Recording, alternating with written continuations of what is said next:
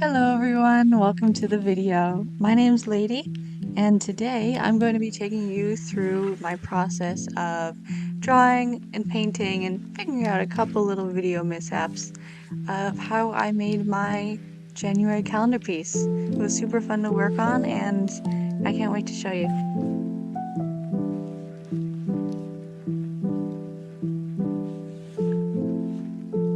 So, first thing that I do is I start by using my little ruler here, and I'm just marking out the calendar squares and the area which I'll be painting in.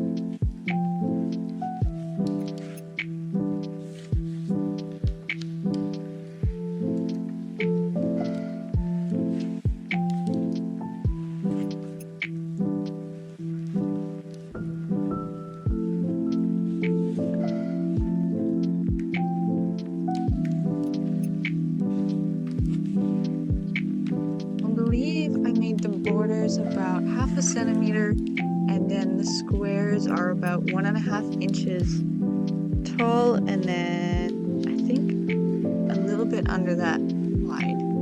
I know I'm using a mix of measuring systems here. This is what us Canadians tend to do.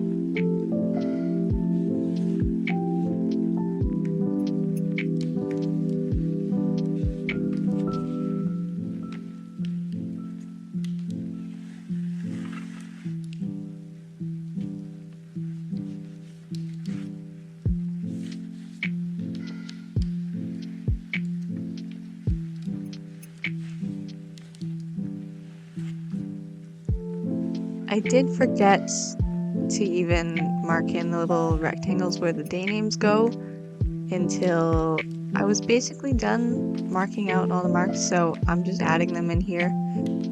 Just a couple centimeters high, but you know, it's probably important to know the days of the week that you're on. Now, I did lose my footage for inking, so unfortunately you get to see it all inked already.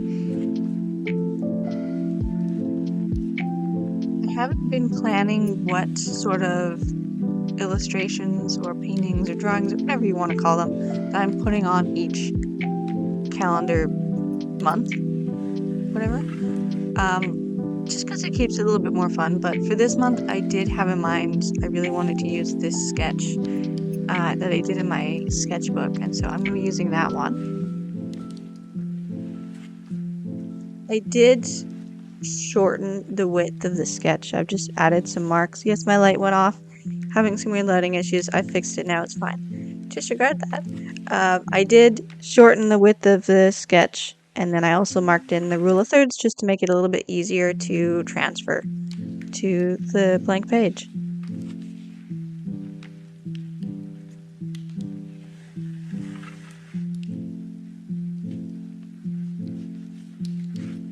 Unfortunately, I did lose actually no, I didn't lose the footage of me sketching.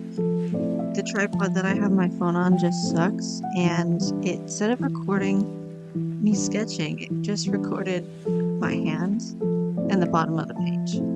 So, I promise that I will double check my footage for next video and you'll get a sketch for February's calendar video.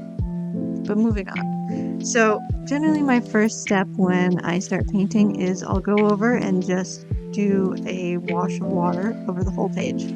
This is called a wet on wet technique, which is what it sounds like. I'm making the paper wet and then I'm putting wet paint on it. It usually just, at least in my experience, makes it so that I have a nice even wash of color and there's no weird splotches where it's maybe darker or lighter, and it usually helps it be a really light wash.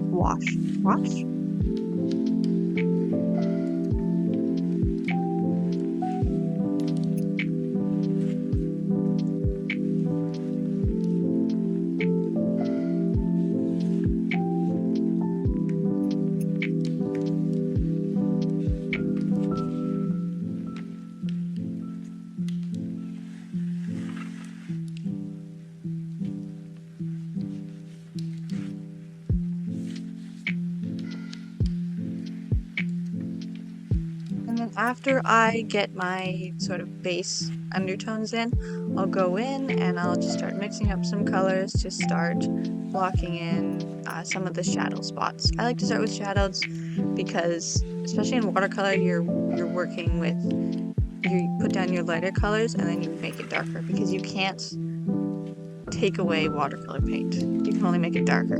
You can technically, but it kind of destroys the painting.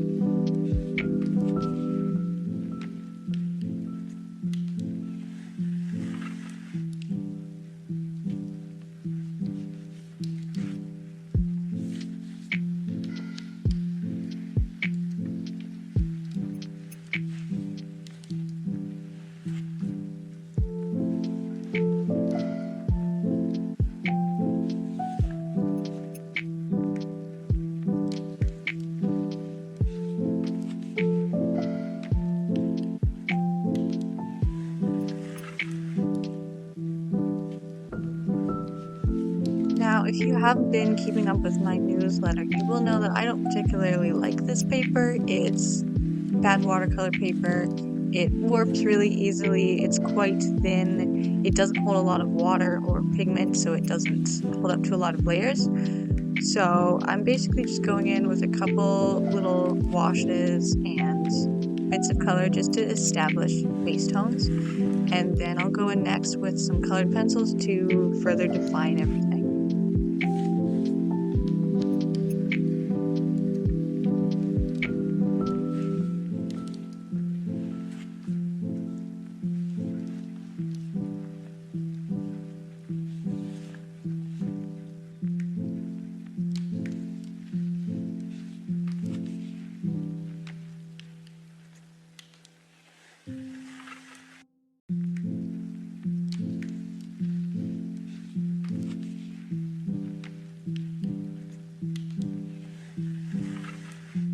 Now that my paint is dried and I have all my colors in, I'm going to pull out my Prismacolor so I can start defining stuff and bringing out some of her facial features and adding a bit more shadow in.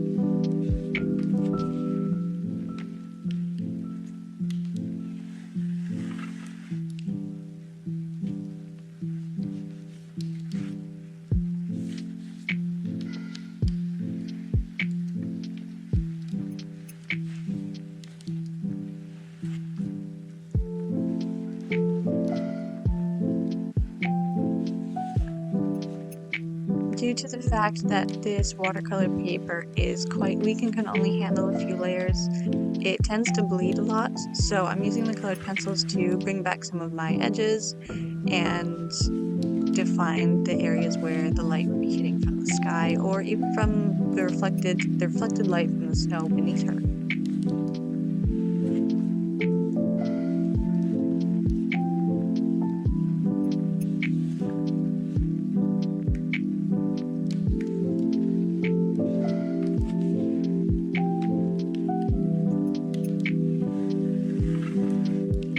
Now that I have the figure done and detailed, I'm going to be adding just a little bit of detail to the trees that would be closer to us, so more in the middle ground. Because we want the figure to be the main focus, I don't want to add too much detail, but I do want it to look like they're trees and not just weird shapes in the background.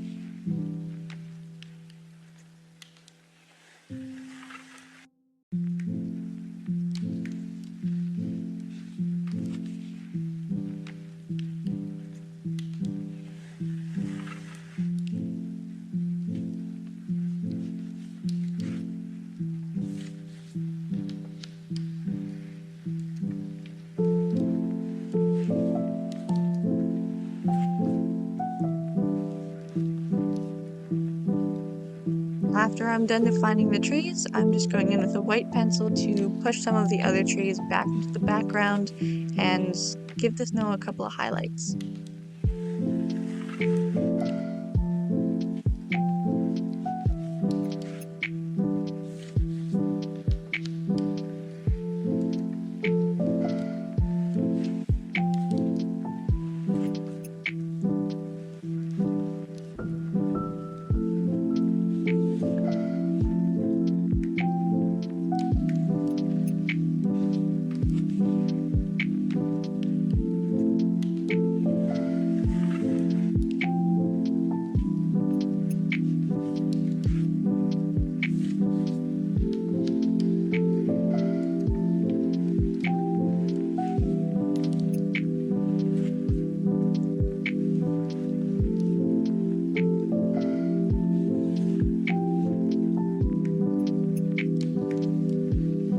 Now that I'm happy with the snow and the forest behind her, I'm just going back in and adding in a couple more details on the figure just until I'm happy with it.